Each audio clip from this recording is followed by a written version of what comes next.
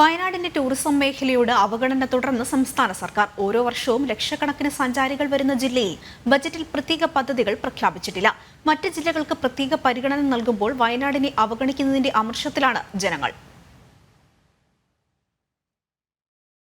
Tourism മേഖലയിലൂടെ കോടികളുടെ വരുമാനമാണ് വയനാട് ജില്ലയിൽ നിന്നും സർക്കാരിന് ലഭിക്കുന്നത്. എന്നാൽ ടൂറിസവുമായി ബന്ധപ്പെട്ട് ഈ ബഡ്ജറ്റിലും വയനാടിന് പ്രത്യേക പരിഗണന ലഭിച്ചില്ല. ടൂറിസത്തിന്റെ പുരോഗതിക്കായി കോഴിക്കോട്, കണ്ണൂർ, ഇടുക്കി, ആലപ്പുഴ തുടങ്ങിയ ജില്ലകൾക്ക് കോടികളുടെ ടൂറിസം പദ്ധതികളാണ് പ്രഖ്യാപിച്ചത്.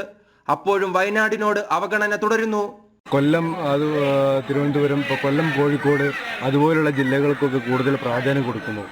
ഓൾ ഓവർ ദ വേൾഡ്, രാജ്യത്തിന്റെ പുറമെ out of country world famous ആയിട്ടുള്ള വയനാട് ടൂറിസത്തെ വികസിപ്പിക്കുന്നതിന് വേണ്ടി ഒരു ബഡ്ജറ്റിൽ ഒന്നും നീക്കി വെച്ചില്ല എന്ന് പറയുന്നത് വളരെയധികം നിരാശാജനകമാണ്.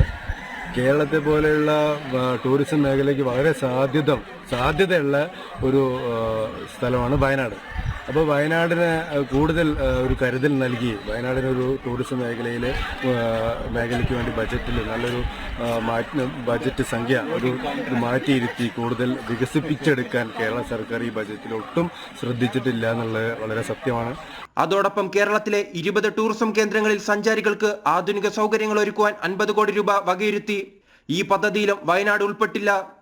അതേസമയം ടൂറിസം അടിസ്ഥാന സൗകര്യ വികസനത്തിന് 15 കോടി രൂപ സംസ്ഥാനത്തിന് മൊത്തമായി അനുവദിച്ചു.